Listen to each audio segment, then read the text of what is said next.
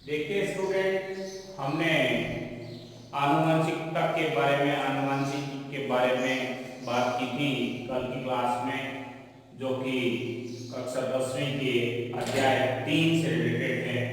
आनुवंशिकी हमने आनुवंशिकी को लेकर के बहुत सी बातें आपको बताई। आनुवंशिकी क्या है, आनुवंशिकता क्या है, आनुवंशिक लक्षण क्या है, आनुवंशिकी को किसने इतना डेवलप किया, आनुवंशिकी को लेकर के जो वाद दिया गया मेंडलिज्म जिसे कहते हैं, मेंडल ने कौन से पौधे को सेलेक्ट किया, क्यों किया, ये सारी बातें हमने की थी। और कल हमने जो क्लास छोड़ी थी वो आनुवंशिक शब्दावली पे छोड़ी थी। लास्ट में हमने जीन दिया था और ये कहा था कि आनुवंशिक लक्षणों को एक पीढ़ी से दूसरी पीढ़ी में ले जाने का जो काम करते हैं उन्हें हम जीन कहते हैं। ये भी कहा था कि मेंडल ने इसे कारक कहा है और इसको जीन नाम जो है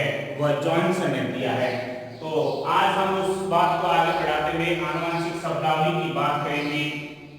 आनुवंशिक शब्दावली, आनुवंशिक शब्दावली बोर्ड हर बार इसको लेकर के प्रश्न करता है। 2 या 3 परिभाषाएं हर वर्ष पूछी जाती है। तो कल हमने नंबर 1 पे बात की थी जीन, जिसको मेंडल ने कारक कहा था और जॉनसन ने इसे जीन कहा था। ये एक पीढ़ी से दूसरी पीढ़ी में लक्षणों को कैरी करने का काम करते हैं। आज जो हम बात करेंगे वह करेंगे युग्म विकल्पी की। युग्म विकल्पी बहुत बार पूछा जाता है। इसका दूसरा जो नाम है अंग्रेजी में एलिलोमॉर्फ, एलिलोमॉर्फ,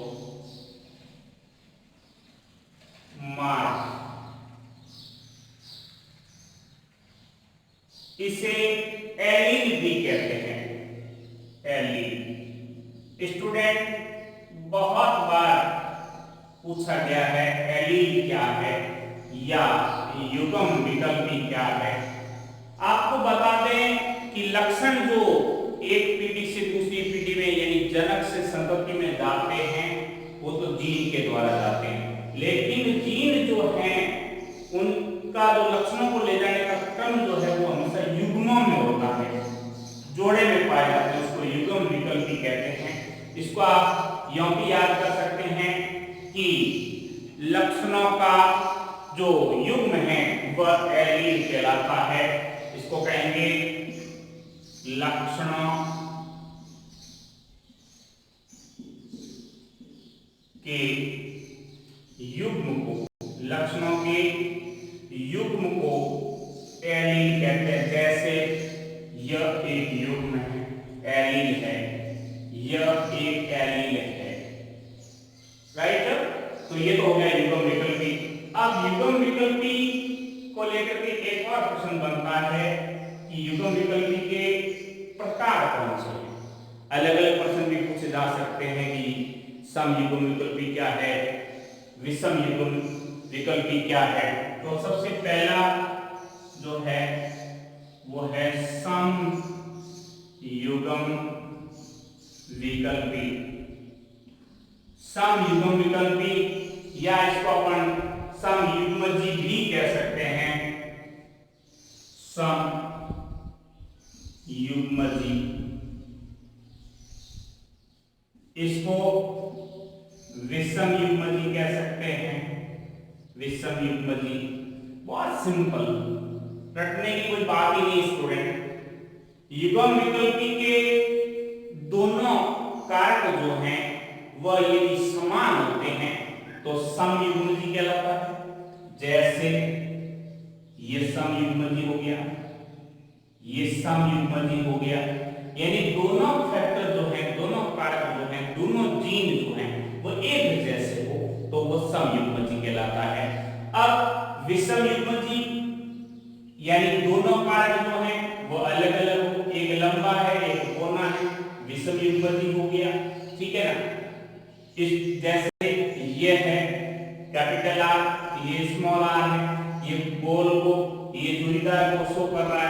तो ये इस तरह से ये y है, ये बड़ा है, ये y छोटा है, ये प्रभावी है, ये अप्रभावी है। तो ये भी एक तरह से युग्म विकल्पी का जो प्रकार हुआ वह हुआ असम प्रकार का। स्टूडेंट आगे हम इस शब्दावली की तरफ जाते हैं तो हम बात करते हैं इसके अगले प्रकार की, और वह प्रकार है लक्षण प्रारूप। इसको आप 3 नंबर नाम दे सकते हैं, इसको 4 नंबर दे सकते हैं। अगला जो शब्दावली है वह है लक्षण प्रारूप, या इसको कहते हैं फिनोटाइप। फिनोटाइप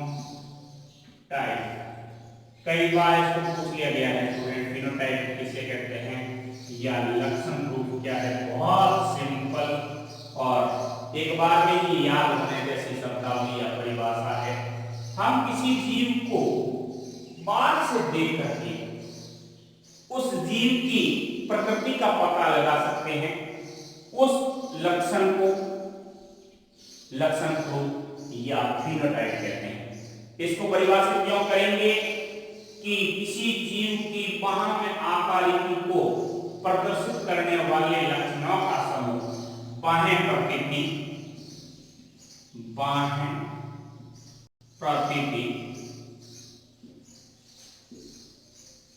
का समूह जो है वह फिनोटाइप कहलाता है। कोई लंबा है, कोई बौना है, बाहर से देख करके पता लगा सकते हैं, फिनोटाइप कहलाता है। अगला जो है वह है जीनी प्रारूप या जीन रूप भी इसको कहते हैं। इसको दूसरे शब्दों में जीनोटाइप कहा जाता है। स्टूडेंट यह भी उसी तरह से इंपॉर्टेंट है एग्जाम के लिहाज से, यानी किसी जीव की जीनी स्ट्रक्चर को, जीनी संरचना को बताने वाला जो लक्षण समूह है वह जीनोटाइप या जीन ग्रुप कहलाता है। तो कहेंगे जीव की जीनी संरचना, जीव की जीनी संरचना को प्रकट करने वाला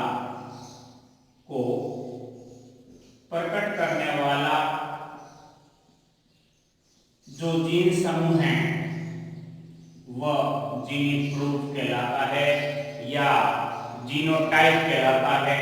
स्टूडेंट इसके अलावा शब्दावली में हम आगे बढ़ते हैं तो आता है प्रभावी लक्षण। बहुत सिंपल, और इसको लेकर के एक और प्रश्न बनता है कि प्रभाविता का नियम क्या है, वो भी इसी से आप निकाल सकते हो। प्रभावी लक्षण मेंडल ने जब आनुवंशिकता को लेकर के संकरण प्रयोग किए तो उसने ये पाया कि जो लक्षण प्रथम संतानीय पीढ़ी F1 में प्रकट हो जाते हैं उन्हें प्रभावी लक्षण कहते हैं। इसको परिभाषित करें तो यूं बताएंगे कि वे लक्षण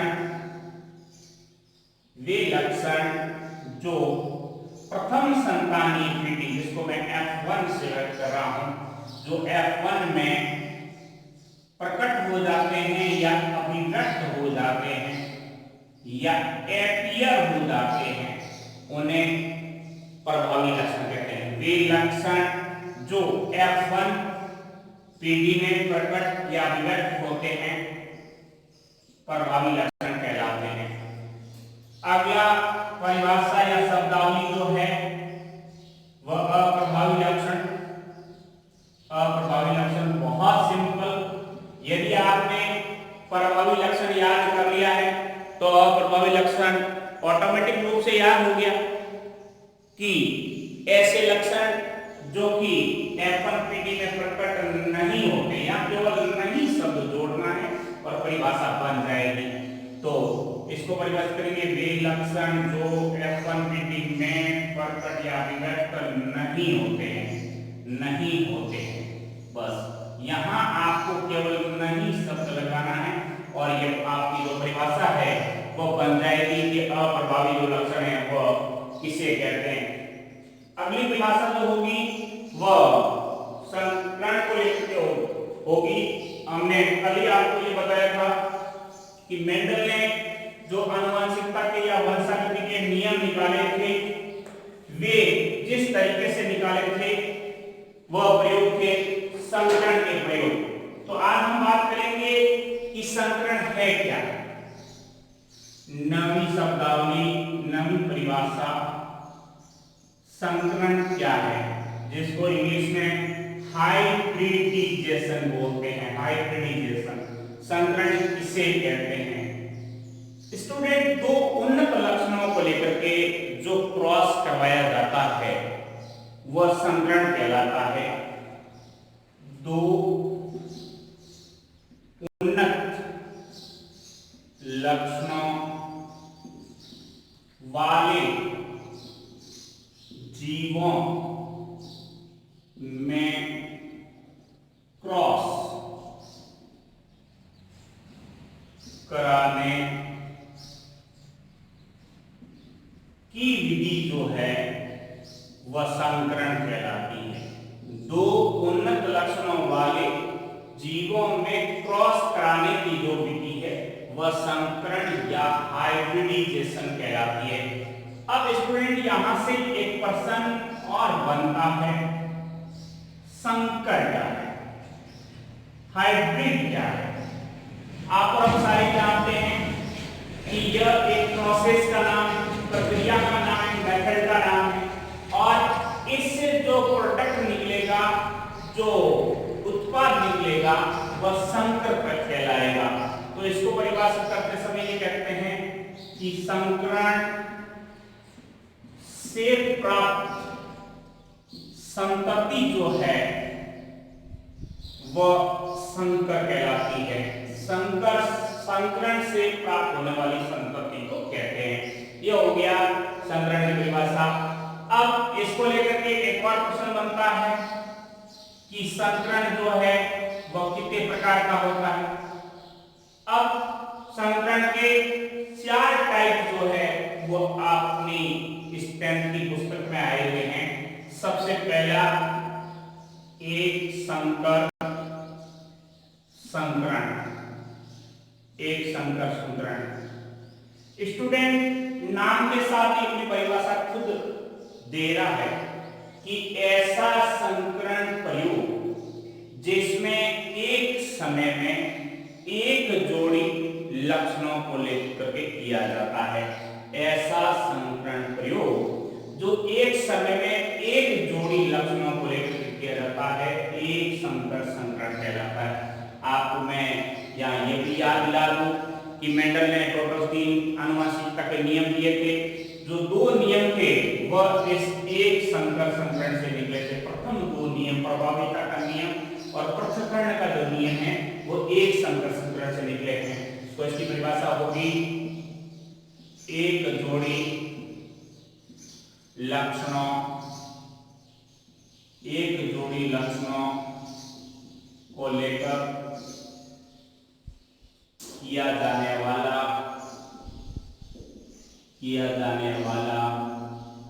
संकरण एक संकर संकरण कहलाता है। एक जोड़ी लक्षणों को लेकर के जो संकरण किया जाएगा उसे हम एक संकर संकरण कहेंगे।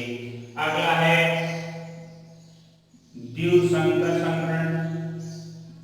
द्विसंकर संकरण, अब आपको ज्यादा इसमें जोर देने की, रटने की जरूरत नहीं पड़ेगी कि एक संकर संकरण की तरह द्विसंकर संकरण है। जहां एक जोड़ी है वह 2 शब्द कर दो। 2 जोड़ी लक्षणों को लेकर किया जाने वाला संकरण द्विसंकर संकरण कहलाता है। बिल्कुल सिंपल सी बात है। अगला जो संकरण का प्रकार है वो त्रिसंकर संकरण है। संकर संकरण। स्टूडेंट, जब आपको पहला याद हो गया तो दूसरा और तीसरा ऑटोमेटिक याद हो जाएंगे। इसमें एक जोड़ी लक्षणों को लेकर जो क्रॉस किया जाता है, इसमें 2 जोड़ी लक्षणों को लेकर किया जाता है, इसमें 3 जोड़ी लक्षणों को लेकर के किया जाता है। तो 3 जोड़ी लक्षणों को लेकर किया जाने वाला संकरण जो है वह त्रिसंकर संकरण कहलाता है। इसका चौथा और अंतिम टाइप जो है वह है बहु संकर संकरण। ये भी स्टूडेंट बहुत आसान, 3 की जगह 2 की जगह 1 की जगह अपन लगाएंगे 2 या 2 से अधिक, 2 या मोर देन 2, 2 से अधिक, 2 या 2 से अधिक लक्षणों को लेकर के जो क्रॉस किया जाता है वह बहुसंकर संकरण कहलाता है। और बहुसंकर संकरण में हम कई लक्षणों को एक साथ ले सकते हैं। अब शब्दावली में हम आगे बढ़ते हैं तो एक आता है परीक्षण संकरण, बड़ा इंपॉर्टेंट है परीक्षण संकरण। परीक्षण संकरण स्टूडेंट इसको इंग्लिश में टेस्ट क्रॉस भी कहते हैं। टेस्ट क्रॉस बहुत ही इंपॉर्टेंट है एग्जाम के लिहाज से कि परीक्षण संकरण या टेस्ट क्रॉस किसे कहते हैं। इसको यदि आप रटने की कोशिश करेंगे तो साल भर याद नहीं होगा, और समझने की कोशिश करेंगे तो 1 मिनट में ही ये तैयार होने वाला है कि जो प्रथम संतानीय पीढ़ी है जिसको हम F1 पीढ़ी कहते हैं, इसको प्रभावी जनक से जब क्रॉस करवाया जाता है तो वह टेस्ट क्रॉस कहलाता है। कितना आसान है, किताब की लाइनें आप याद करना चाहेंगे तो होगी, और समझने की कोशिश करोगे तो 1 मिनट में तैयार हो जाएगा कि टेस्ट क्रॉस या परीक्षण संकरण क्या है। आपका आंसर रहेगा प्रथम संतानीय पीढ़ी का प्रभावी जनक से जब क्रॉस करवाया जाता है तो वह परीक्षण संकरण कहलाता है। इसकी जगह एक ठीक इसका विपरीत शब्दावली और है, उसको अपन बैक क्रॉस कहते हैं। बैक क्रॉस यानी विपरीत क्रम का जो क्रॉस होता है, इसको संकर पूर्वज भी कहा जाता है। संकर पूर्वज संकरण, संकर पूर्वज संकरण या इसको कहते हैं बैक क्रॉस। बिल्कुल इंपॉर्टेंट है, इसकी तरह ही इन दोनों में से आने की प्रबल संभावना रहती है। संकर पूर्वज संकरण या बैक क्रॉस क्या है, इसको भी समझना है कि F1 पीढ़ी के जो जीव होते हैं उनका प्रभावी या अप्रभावी दोनों में से किसी भी जनक को क्रॉस जब करवाया जाता है तो वह संकर पूर्वज संकरण जो है वह कहलाता है, यानी बैक क्रॉस जो है वो कहलाता है। अब अगला है एक और टाइप, वह है व्युत्क्रम संकरण। अगला जो प्रकार होगा संकरण का वो होगा व्युत्क्रम संकरण। व्युत्क्रम संकरण काफी अच्छी परिभाषा, नाम के साथ अपना मीनिंग लेके आया है। व्युत्क्रम यानी विपरीत क्रम वाला, उल्टे क्रम वाला। इसको यूं समझ सकते हैं कि ए जो है जनक उसको अपन फर्स्ट टाइम में नर मान लेते हैं, बी जनक जो है इसको फर्स्ट टाइम में हम मादा मान लेते हैं, और जब अगला प्रयोग करते हैं तो जो आपका ए नर है इसको आप मादा मान लीजिए, और जो बी आपका मादा जनक था उसको नर जनक मान लीजिए। इस तरह का जो क्रॉस करवाया जाता है इसको हम व्युत्क्रम संकरण कहते हैं। ये भी काफी अच्छा है स्टूडेंट, तीनों में से आप बोर्ड के पेपर उठा के देखेंगे तो एक डेफिनेशन आपको पर ईयर पर पेपर में मिल सकती है, जिसको आप अच्छी तरह से याद कर सकते हैं। अगली शब्दावली जो है वह पूछी जाती है जनक से आप क्या समझते हैं। एक बार बोर्ड में पूछा था कि कि P शब्द किसका संकेताक्षर है। तो आप बिल्कुल सिंपली वर्ड में याद कर सकते हैं कि वे जीव जिनसे संतति की प्राप्ति होती है, F तो है वो प्राप्त होता है, डॉटर जिसे आप कहते हैं। वे जीव जिनसे संतति प्राप्त होती है वे जनक कहलाते हैं। इसकी तरफ एक और शब्दावली है संतानीय पीढ़ी। संतानीय पीढ़ी स्टूडेंट, संतानीय पीढ़ी को लेकर के भी एक और प्रश्न किया जाता है, F1 क्या है, F2 क्या है। तो तीनों की परिभाषा एक साथ बन सकती है। संतानीय पीढ़ी क्या है, आप इसको इससे जोड़ करके बनाइए कि जनक से जो संतति प्राप्त होती है वह संतानीय पीढ़ी कहलाती है। जनक से प्राप्त संतति को संतानीय पीढ़ी कहते हैं। अब यदि F1 पूछा जाता है तो वह संतानीय पीढ़ी जो जनक से प्रथम बार प्राप्त होती है प्रथम संतानीय पीढ़ी कहलाती है।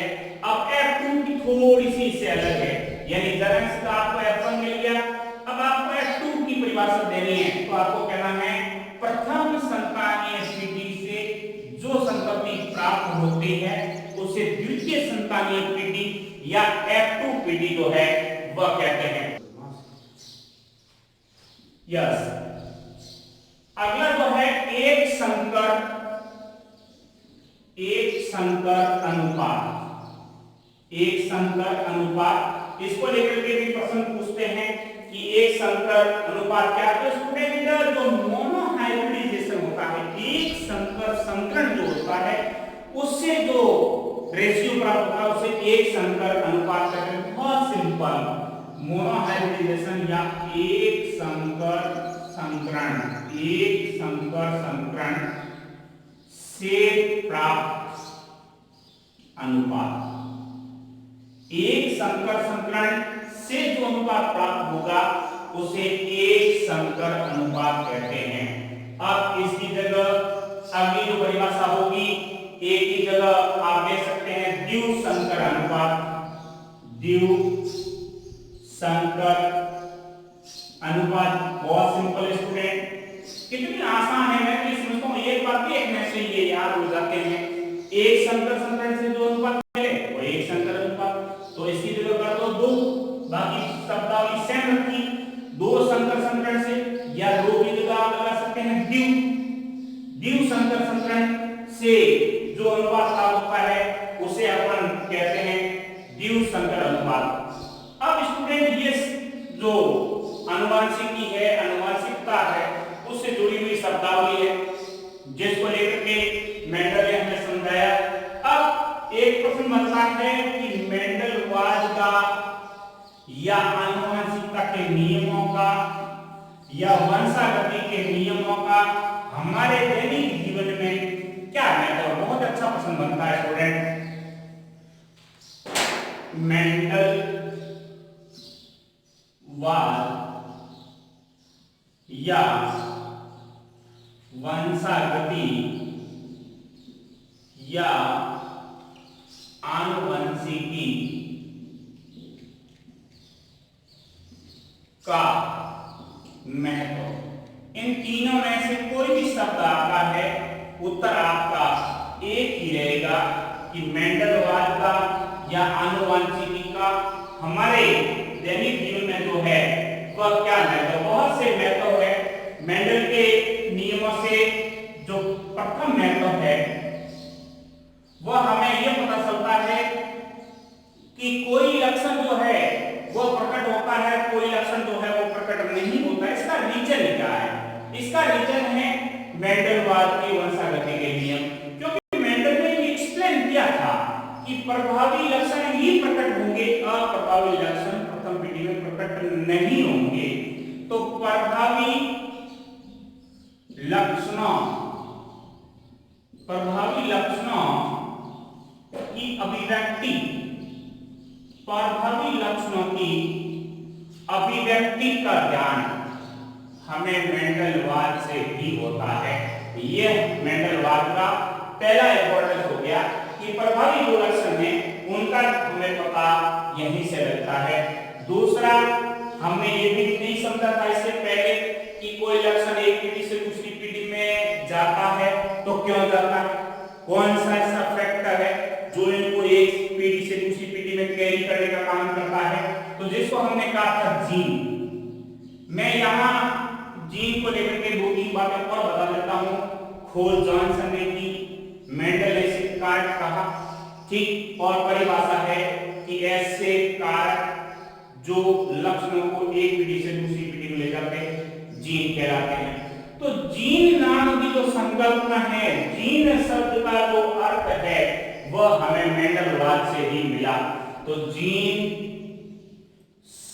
की संकल्पना, जीन की संकल्पना प्राप्त हुई या हम उस इकाई से परिचित हुए जो लक्षणों को एक पीढ़ी से दूसरी पीढ़ी में ले जाने का काम करती है। मेंडलवाद का तीसरा इंपॉर्टेंस है युग्म विकल्पी या एलील जो है, यानी लक्षण हमेशा समूह में पाए जाते हैं, उसको हम एलील कहते हैं। लक्षण हमेशा युग्म में पाए जाते हैं, पेयर में पाए जाते हैं, कॉम्प्लेक्स में पाए जाते हैं, उसको हम युग्म विकल्पी कहते हैं, जिसको हमने एलील भी कहा, एलीलोमार्फ भी कहा। तो एलील की जानकारी, एलील की जानकारी भी हमें मेंडल के इन वंशागति के नियमों से ही प्राप्त हुई कि एलील है क्या। अब कई बार हम देखते हैं कि कई लक्षण जो हैं वह यकायक नई संस्कृति में प्रवेश कर जाते हैं, यानी नए लक्षण जो हैं वो आ जाते हैं। तो इसकी जानकारी भी हमें मेंडलवाद से मिलती है कि नए लक्षणों की अभिव्यक्ति, नए लक्षणों की अभिव्यक्ति जो है, अभिव्यक्ति का ज्ञान, नए लक्षणों की अभिव्यक्ति का ज्ञान यदि हमें मेंडलवाद या आनुवंशिकता के नियमों से प्राप्त हुआ। इसके अलावा संकरण जो है जिसको मेंडल ने लेकर के प्रयोग किए थे, इसका महत्व भी हमारे समझ में आ गया कि संकरण का क्या महत्व है। संकरण का महत्व स्टूडेंट में यहाँ आपको और बताना चाहता हूँ कि संकरण से ही हम उन्नत लक्षणों को दो जनकों से मिला करके एक पीढ़ी में ला सकते हैं, यानी दो श्रेष्ठ गुणों वाले जनकों को क्रॉस करवाना और उनके श्रेष्ठ गुणों को नई जीव में लाना, थर्ड जीव में लाना संकरण कहलाता है। तो संकरण का जो महत्व है वो भी हमें मेंडलवाद से मिला, संकरण का महत्व प्राप्त हुआ। ये हमारे मेंडलवाद के आने से या वंशागति के प्रयोगों के होने से संभव हुआ। और इस संकरण के आने से एक फायदा और मिल गया कि जो श्रेष्ठ गुण व मैक्सिमम प्रोडक्शन, श्रेष्ठ उत्पादन यह भी मेंडलवाद से प्राप्त हुआ। सातवां और अंतिम जिसे बोर्ड ने 3-4 बार पूछ लिया है, इसको आप ध्यान से देख लेना। शुद्ध नीति बहुत इंपॉर्टेंट है एग्जाम के लिहाज से। शुद्ध नीति क्या है स्टूडेंट? मेंडलवाद के बाद वंशागति के आनुवंशिकी के जो नियम निकले, इन नियमों से मानव प्रजाति जो है उसका विकास कैसे किया जाए, उसमें श्रेष्ठ गुणों को कैसे समावेशित किया जाए, इंक्लूड किया जाए लिंग प्रदर्शन में, वह शाखा शुद्ध नीति है। तो आप कहेंगे मानव प्रजाति में श्रेष्ठ गुणों को प्राप्त करना शुद्ध नीति कहलाता है। इसको दूसरे शब्दों में यूं भी परिभाषित कर सकते हैं, शुद्ध नीति आनुवंशिकता की वह ब्रांच है जिसमें हम मानव प्रजाति के उन्नत विकास के लिए प्रयोग में लाते हैं, शुद्ध नीति कहलाती है। तो स्टूडेंट ये हो गए मेंडलवाद के 7 महत्व जिसको आपको ध्यान से देखना है।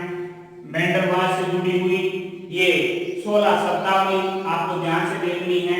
मटर को क्यों लिया, संकरण क्या है, संकरण के टाइप क्या है, ये सारी चीजें आ गई। अब इस टॉपिक में केवल और केवल आपके एक टॉपिक रहेगा, वो रहेगा आनुवंशिकता के नियम। 3 नियम है